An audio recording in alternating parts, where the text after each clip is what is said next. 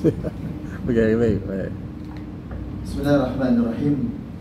Alhamdulillahirabbil alamin. Wassalatu wassalamu ala asyrafil anbiya'i wal mursalin wa ala alihi wa sahbihi ajma'in. Allahumma barik li ummati fi bukuriha. Itulah doa yang Rasulullah sallallahu alaihi wasallam doakan kepada umatnya yang menggunakan paginya dengan sebaik-baik perkara.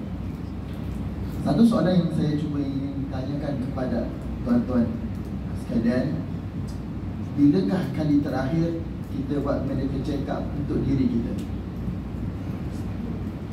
Mungkin baru ini, mungkin sebulan lepas, mungkin setahun yang lepas.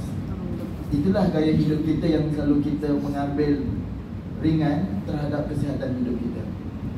Selalunya kita akan fikir bila mana itu penting, bila mana sakit tu rasa dekat kita. Setuju? Setuju. Jadi dalam hidup kita ni, jangan sampai kita sudah tersadung baru kita nak sedar. Begitu juga dalam kehidupan kita. Gaya hidup kita yang sepatutnya adalah, yang paling utama adalah spiritual kita. Bagaimana kita, hubungan kita dengan Allah Subhanahu Wa Taala. Simple formula apa dia? Bila mana kita banyak diuji, ketika itu baru kita ingat kepada Tuhan.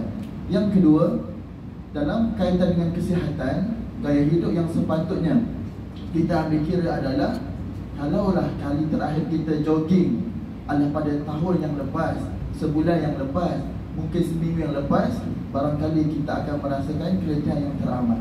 Itu tanda-tanda orang yang mengamalkan gaya hidup yang tidak sihat, iaitu jarang-jarang jogging. Masa mudahnya nak keluar peluh pun sangat liat.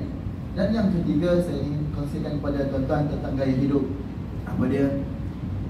Gaya hidup sebagai seorang Muslim, apa dia?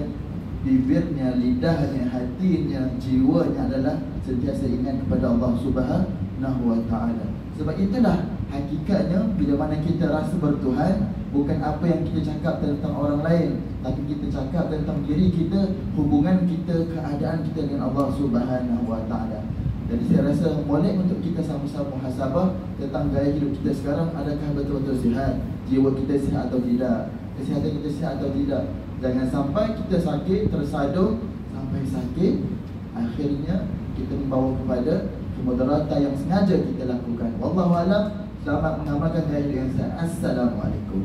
Waalaikumsalam.